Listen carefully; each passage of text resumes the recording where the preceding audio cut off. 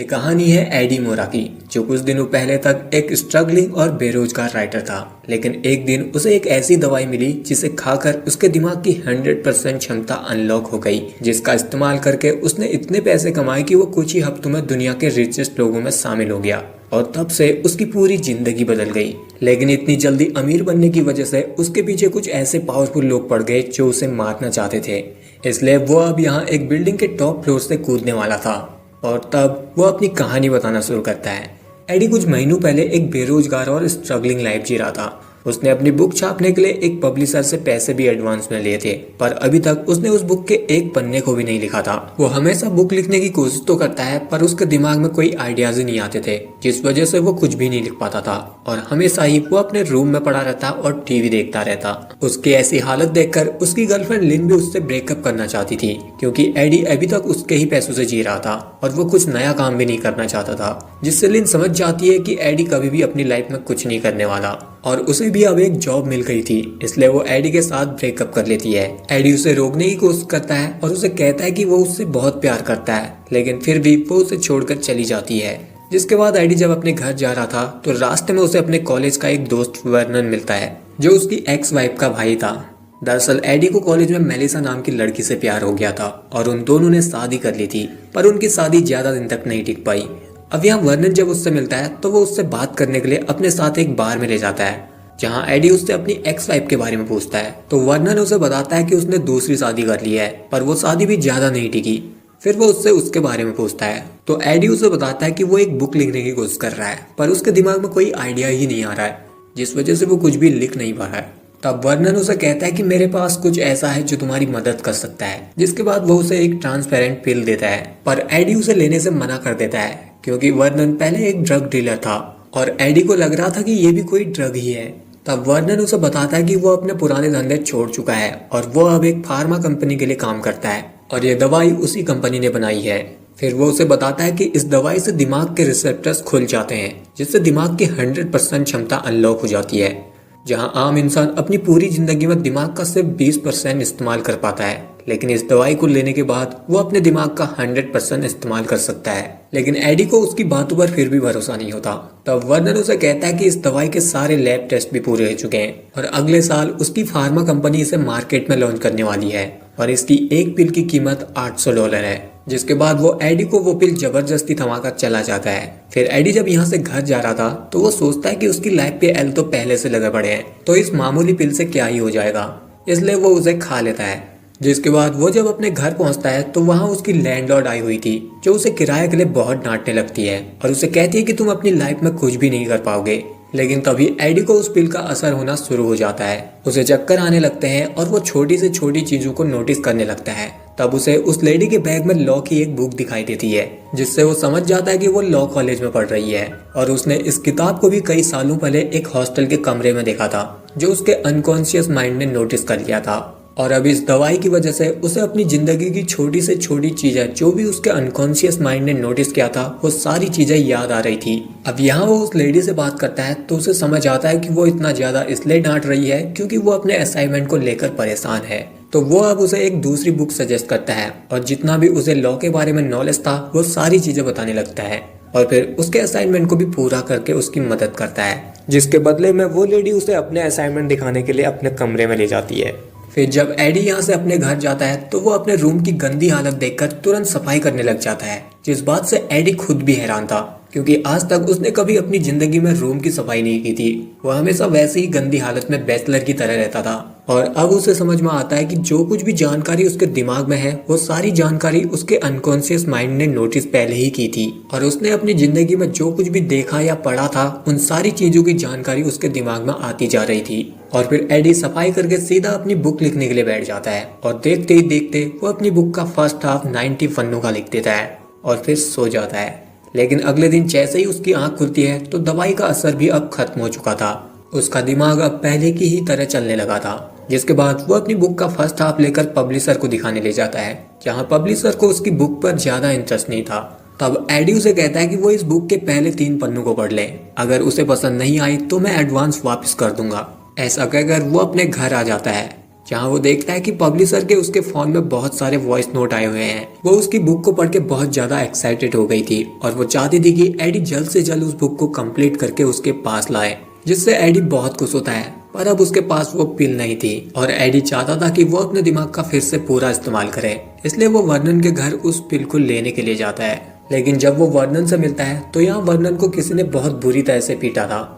Vernon जब AD को यहाँ देखता है तो वो समझ जाता है कि एडी यहाँ उस पिल को लेने के लिए ही आया है। तब वो उसे उस दवा के बारे में सच बताता है कि इस दवा का नाम एनजीटी है और उसने उससे झूठ बोला था कि इस दवाई पर सारे लैब टेस्ट हो चुके हैं।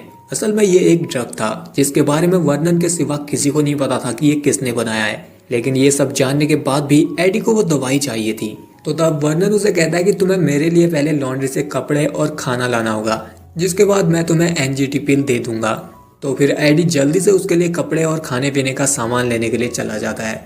लेकिन जैसे ही वो खाना लेकर ऊपर आता है तो वो देखता है कि रूम में सारी चीजें टूटी पड़ी हैं और उसके सामने वर्नन की लाश थी, जिसे देखकर एडी बहुत घबरा जाता है और वो पुलिस को कॉल करता है।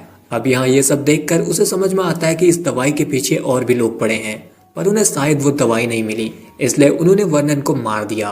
पर वर्नन ने उसे बताया था कि वो दवाई उसी के पास है। तो अब एडी ग्लव्स पहनकर यहाँ उस दवाई को ढूंढने लगता है। तब ढूंढते हुए उसे किचन में एक ओवन मिलता है, जिसे जब वो देखता है तो उसके अंदर उसे एक एनजीटी पिल का पूरा पैकेट मिलता है और उसके साथ में एक डायरी और कुछ पैसे भी थे, जिन्हें देखकर एडी बहुत खुश होता है और वो उन्हें अपने पास रख लेता है। तभी यहाँ पुलिस भी पहुंच जाती है, जिन्हें एडी बताता है कि उसी ने पुलिस को कॉल किया था। तो फिर पुलिस उसे अपने साथ पूछताछ करने के लिए पुलिस स्टेशन ले जाती है और उससे पूछताछ करने लगती है।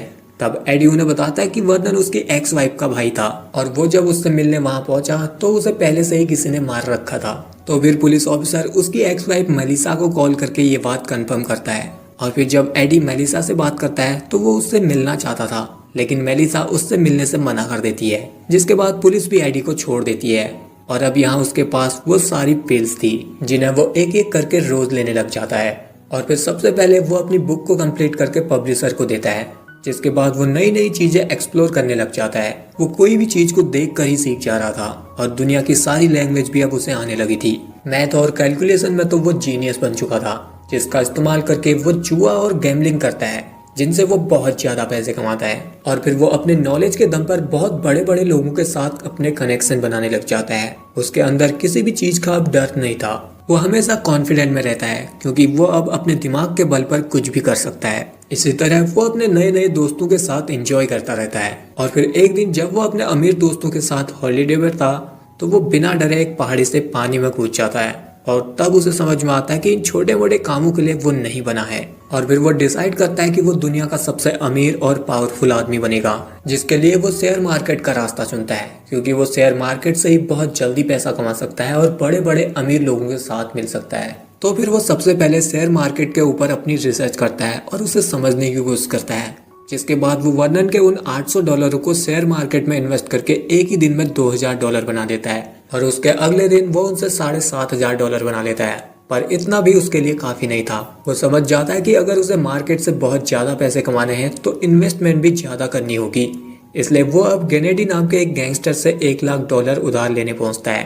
केनेडी उसे कहता है कि अगर उसने उसे पैसे टाइम पर नहीं लौटाए तो उसके हाथ पैर काट कर भीख मंगवाएगा। लेकिन अब क्योंकि एडी को पूरा यकीन था कि वो पैसे आसानी से कमा सकता है, इसलिए वो उससे $1,00,000 उधार ले लेता है, जिसके बाद वो अपने एक दोस्त केविन की मदद से शेयर मार्केट के वॉल स्ट्रीट में एंटर करता है, जहां वो एक ब्रोकरेज के तौर पर शेयर मार्केट की हर हलचल पर नजर रखता है और उन्हें समझने की कोशिश करता है। उस दवाई की मदद से उसे ये सारी चीजें बहुत क्लियर नजर आ रही थी और इसलिए वो एक ही हफ्ते में अपने ब्रोकरेज अकाउंट में $20,00,000 कमा लेता है, जिससे हर तरफ अब शेयर मार्केट में लोग उसी के बारे में बात कर रहे थे और सब लोग हैरान भी थे कि कोई इतनी जल्दी शेयर मार्केट से इतना ज्यादा पैसे कैसे कमा सकता है।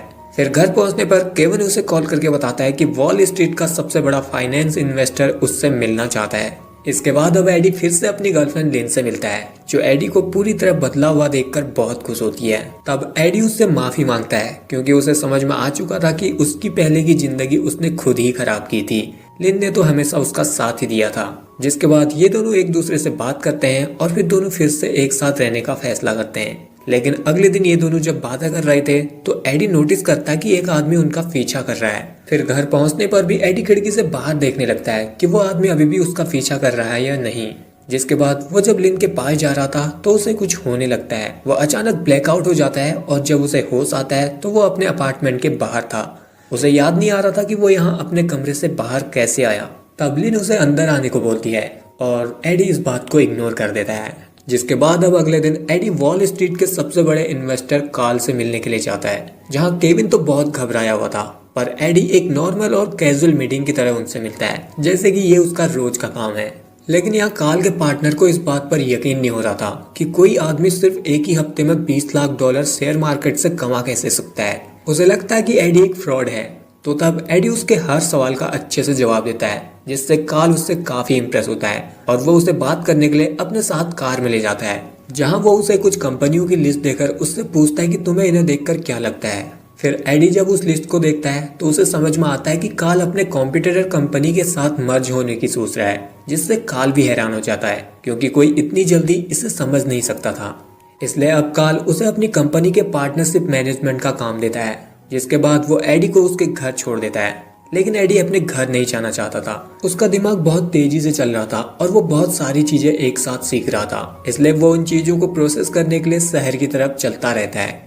लेकिन तभी फिर से उसके साथ अजीब चीजें होने लगती हैं। उसका सिर फिर से ब्लैकआउट होने लगता है और जब उसे होश आता है तो वो शहर के अलग अलग जगहों पर पहुंचा होता है और उसे बीच की कोई भी चीज याद नहीं होती कि वो यहाँ पहुंचा कैसे। इसी तरह जब वो जा रहा था तो रास्ते में कुछ लोकल गुंडे भी उसके साथ लड़ने लगते हैं। लेकिन तभी उसे अपनी आज तक देखी हुई सारी UFC फाइट और ब्रूस ली की मार्शल आर्ट मूवीज याद आने लगती हैं, जिनका इस्तेमाल करके वो उनसे लड़ने लगता है और अकेले ही उन सभी को हरा देता है।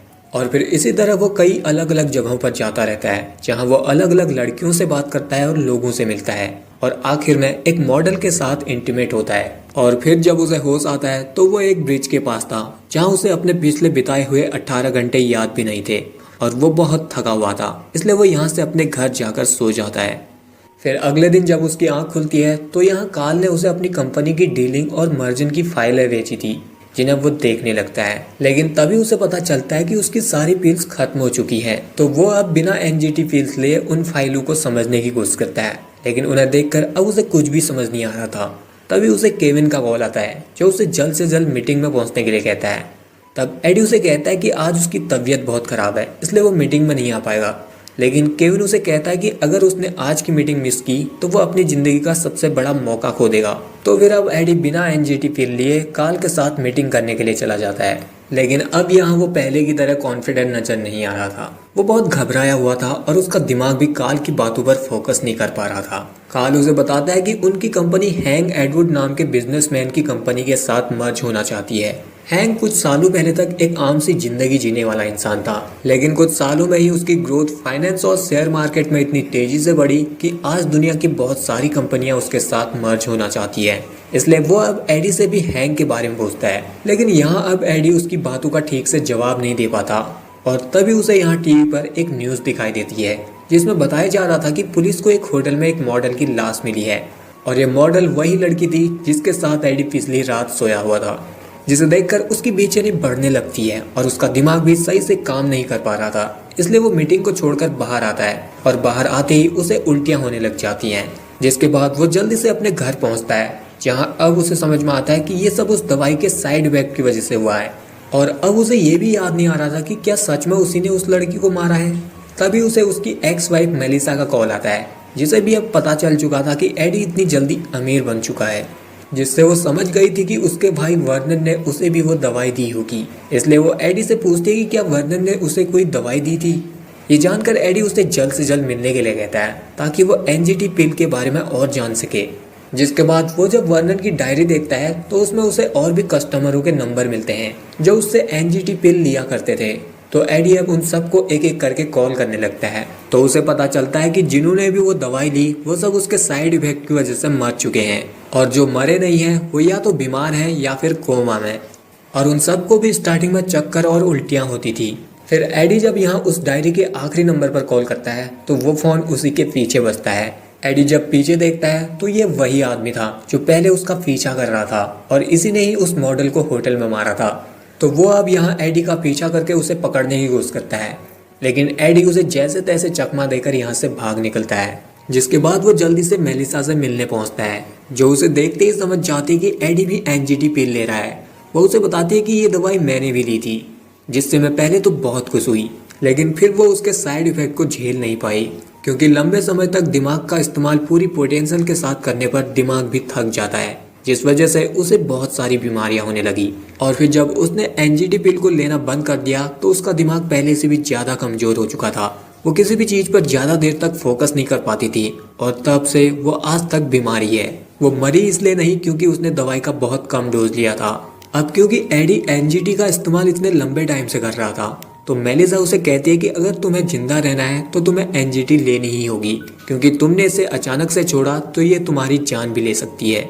अब ये जानने के बाद एडी अपने घर जाने लगता है, लेकिन तभी उसे रास्ते में केनेडी देख लेता है, जो उससे अपने पैसे मांगने के लिए आया था, जिसे देखकर अब एडी जल्दी से अपने अपार्टमेंट में पहुंचता है और उसके पास जो आखिरी गोली बची थी उसे खाने लगता है। लेकिन तभी केनेडी यहाँ आकर उसे मारने लग जाता है, जिससे वो पिल नीचे गिर जाती है। फिर जब केनेडी की नजर उस पर पड़ती है तो वो उसे कोई नया ड्रग समझता है, इसलिए वो उसे खा लेता है। जिसके बाद अब एडी जल्दी से बैंक जाता है और उसके पैसे निकालकर उसे दे देता है। लेकिन अब यहाँ केनेडी को भी उस दवाई का असर हो चुका था। वो उसे कहता है कि ये ड्रग तो बहुत कमाल का है, इसे खाकर तो उसका दुनिया को देखने का नजरिया ही बदल गया। इसलिए वो उसे कहता है वो उससे बाद में भी इस दवाई को लेने के लिए आएगा। लेकिन यहाँ अब एडी ने भी बहुत लंबे टाइम से एनजीटी पिल नहीं ली थी, जिस वजह से उसकी हालत बिगड़ने लगती है। तब वो जल्दी से जैसे तैसे करके लिन के ऑफिस पहुंचता है, जहां अब उसके पास लिन को सारी सच्चाई बताने के अलावा कोई और रास्ता नहीं बचा था, क्योंकि उसने उन दवाइयों के आधे पैकेट को लिन के घर पर ही छुपाया था। इसलिए वो अब लिन को एनजीटी के बारे में सारी चीजें बता देता है, जिससे लिन को भी समझ में आता है कि इसी वजह से एडी इतनी जल्दी कामयाब हो गया। लेकिन अब यहाँ एडी की हालत बहुत ज्यादा बिगड़ती जा रही थी, तो वो लिन से जल्द उन फिल्स को घर से लाने के लिए कहता है। तो फिर लिन जल्दी से अपने घर पहुंचती है, जहां उसे वो एनजीटी पिल मिल जाती हैं। लेकिन जब वो उसे ला रही थी तो वो देखती है कि एक आदमी उसका पीछा कर रहा है, जो बात वो कॉल करके एडी को बताती है। तब एडी उसे भागने के लिए कहता है, क्योंकि ये वही आदमी था जो उसके पीछे पड़ा हुआ था। तो फिर लिन यहाँ से भागते हुए एक पार्क में पहुंच जाती है, लेकिन यहाँ पर वो अब पूरी तरह से फंस चुकी थी। तो तब एडी उसे एनजीटी के पैकेट से एक गोली खाने के लिए कहता है, क्योंकि अब उसका दिमाग ही उसे बचा सकता है। तो फिर लिन उनमें से एक पिल खा लेती है, जिससे उसका दिमाग भी तेज हो जाता है। वो सारी चीजों को बहुत क्लियर और तेज सुन पा रही थी, और तभी उसे सामने स्केटिंग रिंग दिखाई देती है, जिसमें एक बच्चे के आइस स्केटिंग पर ब्लेड लगी हुई थी। तो फिर लिन जल्दी से उस तरफ जाती है, तब उसका पीछा करते हुए वो आदमी भी आता है। लेकिन तभी लिन उस बच्ची को उठाकर उसके आइस स्केट से उस आदमी के चेहरे पर कट लगा देती है, जिससे वो आदमी वहीं पर गिर जाता है। जिसके बाद लिन जल्दी से एडी के पास पहुंचती है और उसे वो दवाई खिलाती है, जिससे एडी अब बिल्कुल ठीक हो जाता है। लेकिन लिन नहीं चाहती थी कि अब एडी उन दवाइयों को ले, क्योंकि ये दवा उसे बहुत खतरनाक लगती है, जो किसी भी इंसान से कुछ भी करवा सकती है। तब एडी उससे वादा करता है कि अगर एक बार वो बहुत सारे पैसे कमा लेगा, जिससे कि वो दोनों अपनी आगे की जिंदगी आराम से गुजार सके, तो वो एनजीटी पिल लेना बंद कर देगा। जिसके बाद वो यहाँ से चला जाता है। लेकिन बाहर अब केनेडी उसका इंतजार कर रहा था, जिसे अब पता चल चुका था कि वो दवाई क्या कर सकती है। इसलिए अब उसे एडी से और एनजीटी पिल चाहिए थी। अगर एडी ने उसे वो नहीं दी तो वो उसे जान से मार देगा। तो फिर फिलहाल के लिए एडी उसे कुछ एनजीटी पिल दे देता है। लेकिन अब वो समझ चुका था कि केनेडी उसके पास दोबारा जरूर आएगा, इसलिए वो अपनी सेफ्टी के लिए 2 बॉडीगार्ड रखता है, जो उसे दूर से ही गार्ड करते रहेंगे। जिसके बाद वो अगले दिन काल से मिलने के लिए जाता है और उससे पिछली मीटिंग के लिए माफी मांगता है। और अब उसने हैंक के बारे में भी अपनी पूरी रिसर्च कर ली थी, जिससे काल भी उससे बहुत खुश होता है। अब एडी भी हैंक और काल की कंपनी का मर्जन कराने के लिए पूरी तरह से तैयार था, जो कि कॉर्पोरेट इतिहास का सबसे बड़ा मर्जन होने वाला था। और अब एडी इसके साथ साथ अपने आप में भी ध्यान देना शुरू करता है। उसे पता चलता है कि अगर वो पूरी नींद ले, शरीर में किसी भी विटामिन या पानी की कमी न होने दे और शराब न पिए, तो उसे ब्लैकआउट आना भी बंद हो जाएंगे। इसके साथ साथ वो अब एनजीटी की डोजेस भी कम लेना शुरू करता है। जहाँ वो पहले पर डे की 2 गोलियां लेता था, लेकिन अब वो एक ही पिल लेने लगता है। और अब क्योंकि उसके पास सिर्फ यही पैकेट बचा हुआ था, तो वो सबसे पहले एक केमिस्ट को ढूंढकर एक सीक्रेट लैब बनाता है, जहां वो उस केमिस्ट को एनजीटी पिल के स्ट्रक्चर के बारे में बताकर उसे सारी चीजें समझा देता है। और फिर उसे एनजीटी का मॉडिफाइड वर्जन बनाने के लिए कहता है, जिसमें किसी भी तरह के साइड इफेक्ट नहीं होंगे। फिर इसके बाद उधर जब एडी काल के साथ बैठा हुआ था, तो उसे अपने सामने वही पुलिस ऑफिसर मिलता है जिसने उससे पहले पूछताछ की थी। वो एडी को बताता है कि वो उस मॉडल के केस की वजह से उसके पास आया है उनके पास एक ऐसा गवाह है जिसने एडी को उस दिन मॉडल के साथ देखा था। तो अब एडी इस केस से बाहर निकलने के लिए शहर के सबसे बड़े लॉयर को अपॉइंट करता है, जो आज तक कोई भी केस नहीं हारा था, जिसकी मदद से एडी को बेल मिल जाती है क्योंकि पुलिस के पास इतने सबूत नहीं थे कि वो उसे गिरफ्तार करके रख सके। जिसके बाद एडी फिर से हैंक के साथ मीटिंग करता है, जहां वो नोटिस करता है कि हैंक की तबीयत खराब है और वो बहुत बूढ़ा लग रहा था, पर उसकी एज अभी 60 साल की भी नहीं थी। यहाँ एडी हैंग और कार्ल की कंपनी के बीच मर्जन करवा रहा था, जिसके बदले में हैंग उसे $40 लाख दे रहा था। फिर जब एडी यहाँ से अपने होटल के कमरे में पहुंचता है तो वहां पर उसके कमरे की सारी चीजें बिखरी पड़ी हुई थी, जिससे वो समझ जाता है कि ये कैनेडी का काम है, क्योंकि उसे भी वो एनजीटी पिल चाहिए थी। इसलिए अब एडी अपने लिए एक हाई सिक्योरिटी वाला घर खरीदता है ताकि वहाँ एडी के अलावा कोई भी ना आ पाए। और फिर जब वो कैनेडी से मिलता है तो वो अब पहले से पूरी तरह बदल चुका था और उसने अपने बिजनेस को भी एक्सपेंड कर लिया था। वो एडी से कहता है कि मुझे अगले हफ्ते 20 एनजीटी पिल चाहिए। अगर उसने उसे नहीं दी तो वो उसके मॉडल वाले केस के बारे में हैंक को बता देगा, जिससे कंपनी का मर्जन भी नहीं हो पाएगा और तब उसे $40 लाख भी नहीं मिलेंगे। अब इसके अगले दिन हैंक कॉन्ट्रैक्ट पेपर पर साइन करने के लिए आने वाला था, लेकिन वहां उसकी वाइफ आती है जो बताती है कि हैंक की तबीयत अचानक से खराब हो गई, इसलिए उसे उन्हें हॉस्पिटल में एडमिट करवाना पड़ा। जिसके बाद वो जब जा रही थी तो एडी नोटिस करता है कि हैंक की वाइफ के साथ वही बॉडीगार्ड है जो उसका पीछा कर रहा था, जिससे वो अब समझ जाता है कि इसका मतलब है हैंक भी एनजीटी पिल ले रहा था और अब उसके पास वो पिल नहीं है, इसलिए वो उसके पीछे पड़ा था और इसी वजह से वो बीमार भी हो गया है। फिर उधर पुलिस स्टेशन में एडी को पहचानने के लिए उस गवाह को बुलाया जाता है जिसने उसे उस दिन मॉडल के साथ देखा था। तो एडी अपने लॉयर के साथ मिलकर उसके सामने अपने जैसे ही लुक लाइक को खड़ा कर देता है, जिससे वो गवाह कंफ्यूज हो जाता है और वो उसे पहचान नहीं पाता। इसलिए अब एडी के ऊपर से इस केस को हटा दिया जाता है। फिर जब एडी कार्ल से मिलता है तो उसे पता चलता है कि हैंग अब कोमा में जा चुका है, जिस वजह से उनका कॉन्ट्रैक्ट अभी भी अधूरा पड़ा हुआ है और तभी एडी का एनजीटी पिल लेने का टाइम भी हो गया था। इसलिए वो वॉशरूम में एनजीटी खाने के लिए जाता है, लेकिन जैसे ही वो अपनी पॉकेट को चेक करता है तो किसी ने उसकी एनजीटी पिल का पैकेट चुरा लिया था, जिससे वो घबरा जाता है। फिर जब वो बाहर आता है तो उसके लिए यहाँ पर एक पार्सल आया था जिसमें उसके बॉडीगार्ड के 2 हाथ थे, जिन्हें कि कैनेडी ने उसे भेजा था क्योंकि अभी तक उसने उसे वो एनजीटी पिल नहीं दी थी। तो अब एडी यहाँ से जल्दी से अपने घर पहुँचता है, जहाँ उसे याद आता है कि उसने अपने कोट को पुलिस लाइनअप में जाने से पहले अपने लॉयर को दिया था, जो कि मिस्टर हैंक के लिए काम करता है, जिसका मतलब है कि उसने उसके कोट से एनजीटी पिल चुराई। लेकिन तभी यहाँ उसके घर के बाहर अब कैनेडी भी अपने आदमियों के साथ पहुँच गया था, जिसे देने के लिए भी अब एडी के पास वो पिल नहीं थी और अगर उसने वो पिल उसे नहीं दी तो वो उसे जान से मार देगा। ये सोचकर एडी बिल्डिंग से कूदने के लिए बालकनी पर खड़ा हो जाता है, क्योंकि वो कैनेडी के हाथों नहीं मरना चाहता था। लेकिन जब वो कूदने वाला था तो तभी उसे याद आता कि शायद उसके पुराने बॉक्स में एक पिल बची होगी। तो वो अब जल्दी से उस बॉक्स को ढूंढने लगता है, जिसमें उसे वो पिल मिल भी जाती है। लेकिन जैसे ही वो उसे खाने वाला था तो यहाँ कैनेडी दरवाजा तोड़कर घुस जाता है, जिससे एडी के हाथ से वो पिल नीचे गिर जाती है। जिसके बाद अब कैनेडी एडी को पकड़ लेता है। वो उसे बताता है कि वो अब अपने बिजनेस को और भी बड़ा करना चाहता है, इसलिए उसे और भी एनजीटी पिल चाहिए। फिलहाल उसके पास एक आखिरी गोली बची है, जिसे वो इंजेक्ट करके अपने पर लगाने लगता है, क्योंकि उसे पता चला था कि इसे इंजेक्ट करके लगाने पर इसका असर बहुत देर तक रहता है। जिसके बाद वो अपने दोनों आदमियों को उसका लॉकर तोड़ने के लिए लगा देता है और खुद एडी को धमकाकर उससे एनजीटी पिल के बारे में पूछता है। लेकिन तभी एडी के हाथ एक चाकू लग जाता है और वो मौका देखकर जैसे ही कैनेडी उसके पास आता है उसके पेट में घुसा देता है, जिससे कैनेडी थोड़ी ही देर में वहीं पर मर जाता है। लेकिन अब जिंदा रहने के लिए एडी को भी एनजीटी की जरूरत थी और उसके सामने कैनेडी का खून बह रहा था, जिसमें एनजीटी मिली हुई थी, क्योंकि उसने थोड़ी देर पहले ही वो पिल इंजेक्ट करके ली थी। तो अब एडी अपनी जान बचाने के लिए उसके खून को ही पी लेता है, जिससे वो पहले की तरह नॉर्मल हो जाता है। तब उसे याद आता है कि कैनेडी का एक आदमी एक आंख से अंधा है, इसलिए वो उसके आने से पहले अपने मुंह में उस इंजेक्शन की सुई को छुपा लेता है और फिर जैसे ही वो उसके पास आता है तो वो उस सुई को उसकी दूसरी आंख में घुसाकर उसे फोड़ देता है और फिर वो कैनेडी के दूसरे आदमी से लड़ने लगता है। पर वो बहुत ज्यादा ताकतवर था, जो उसका गला दबाने लग जाता है। तब एडी अपने दिमाग का इस्तेमाल करता है। वो उस अंधे आदमी को अपने राइट में गोली चलाने को बोलता है, जिससे वो अंधा अपने ही साथी को गोली मार देता है। इसके बाद वो एडी को भी मारने के लिए उस पर अंधाधुन गोलियां चलाने लगता है।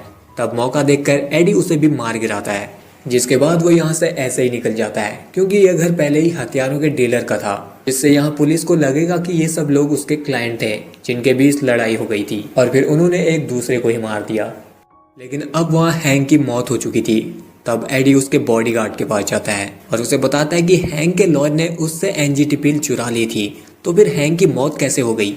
जिससे अब उन्हें समझ में आता है कि उस लॉयर ने वो दवाइयाँ अपने लिए छुपा ली थी, जिन्हें एडी उस बॉडीगार्ड की मदद से लॉयर के घर से ढूंढ लेता है। इसके बाद 1 साल बाद का टाइम दिखाया जाता है, जहाँ एडी अब प्रेसिडेंट के इलेक्शन के लिए खड़ा हो रहा था, क्योंकि उसने पैसे तो कमा लिए थे और अब उसे चाहिए थी पावर, जो कि उसे पॉलिटिक्स से ही मिल सकती है। और फिर एक दिन उसके पास कार्ल मिलने के लिए आता है, जिसे पता चल चुका था कि एडी एनजीटी पिल की वजह से इतनी जल्दी बड़ा आदमी बना है। वो उसे बताता है कि मैंने अब तुम्हारी लैब भी बंद करवा दी है, इसलिए तुम्हें दवा भी नहीं मिलेगी। वो एडी से चाहता था कि एडी प्रेसिडेंट बनने के बाद उसकी कंपनी की ग्रोथ में मदद करे। अगर वो उसकी मदद नहीं करेगा तो वो उसकी एनजीटी पिल की सप्लाई रोक देगा।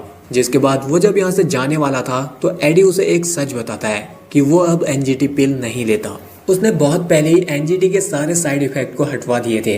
जिसके बाद उसने एनजीटी को मॉडिफाइड करके एक ऐसी पिल बनाई जिसे सिर्फ एक ही बार लेने की जरूरत है, और उस पिल के सीक्रेट के बारे में सिर्फ उसे पता है। इस बात पर कार्ल को यकीन नहीं होता।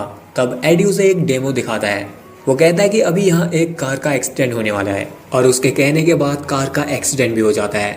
फिर वो कार्ल के दिल को छूकर बताता है कि तुम्हें दिल की बीमारी है, जो बात जानकर कार्ल हैरान हो जाता है, क्योंकि ये बात उसने किसी को नहीं बताई थी। तब एडी उसे कहता है कि तुम मुझसे कभी भी नहीं जीत सकते, क्योंकि मैं तुमसे हमेशा 50 गुना आगे की सोचता हूँ, और जहाँ पर तुम्हारी सोच खत्म होती है वहाँ से मेरी सोच शुरू होती है। अब ये सब सुनने के बाद कार्ल यहाँ से चला जाता है। जिसके बाद एडी अपनी गर्लफ्रेंड लिन के साथ डिनर करने के लिए जाता है, जहाँ अब ये दोनों फिर से एक साथ थे, और यही पर ये कहानी एंड हो जाती है। सो गाइस, आई होप कि आपको ये वीडियो पसंद आया होगा। अगर आया तो इस वीडियो को लाइक शेयर के साथ चैनल को कर लीजिए सब्सक्राइब।